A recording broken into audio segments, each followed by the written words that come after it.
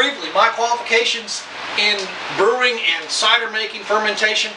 I started my first batch of homebrew in 1988 as an extract brewer. By 1989, I was doing all grain. I as a teacher at Johnson & Wales for 10 years, where I was the faculty advisor for the Hops and Barley Society, where I taught students about beer, brewing, and different breweries. I was also the co-advisor for the Wine Society, and I actually brewed for a year from 1998 to 1999 at South End Brewery. It's a dream job, but like most dreams are too good to be true, it didn't last.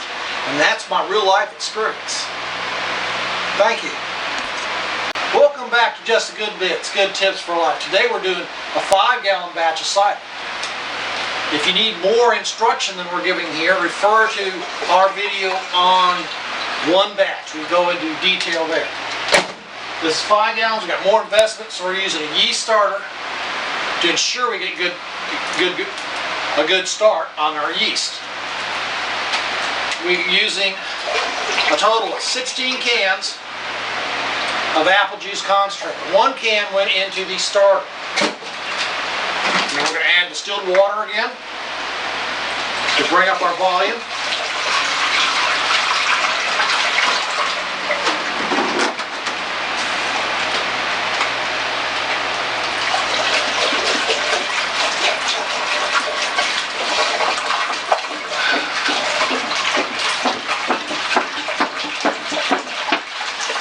So we've got a total of 15 cans of apple juice concentrate in the bottom of this fermenter. And we're going to add 4 gallons of distilled water.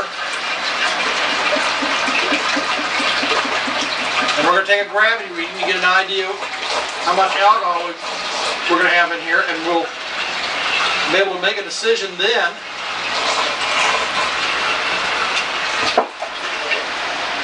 how much we want to do this. We'll be back in a minute. We'll finish filling this up and take a read.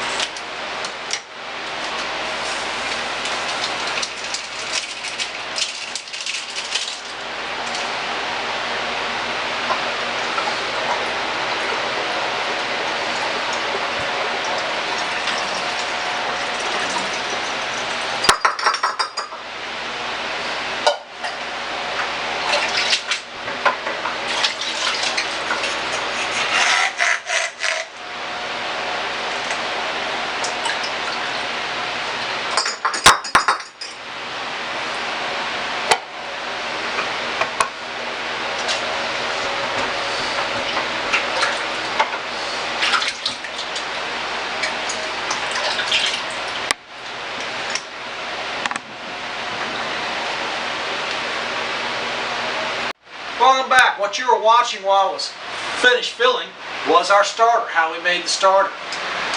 And I hope you go back and refer to the video for the 1 gallon for sanitation. We've already done our sanitation. Now we're going to take our gravity reading. This is called original gravity. Compare original gravity to your final gravity, and you can determine your alcohol content, which is important.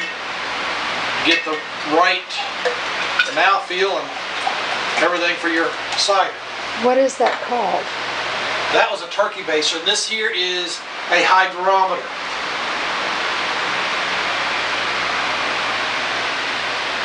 Okay, potential alcohol on this is going to be 4.5%.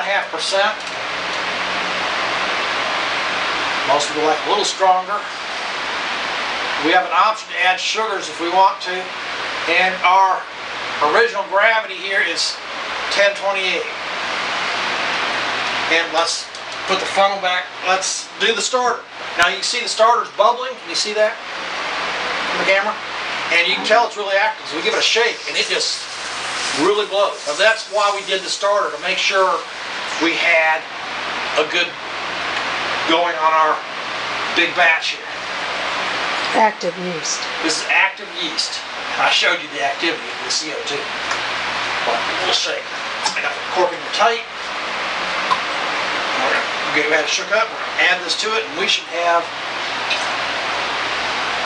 active fermentation here shortly on this.